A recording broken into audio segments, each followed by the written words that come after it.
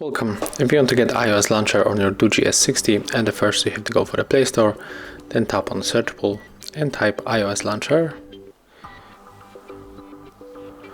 We have to download application from Looting Developer Launcher iOS 14.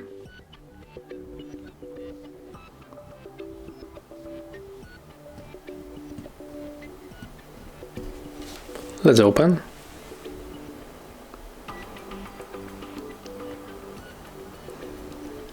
Accept permissions.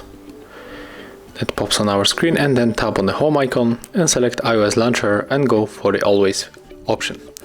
Then tap on these notifications, and as you can see right now we are right here with this launcher. We can edit home icons. As you can see, the animation is the same like on the iPhone.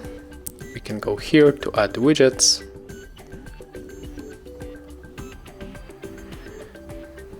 and that's how it looks. Thank you guys for watching. Leave thumbs ups, comments and subscribe to our channel.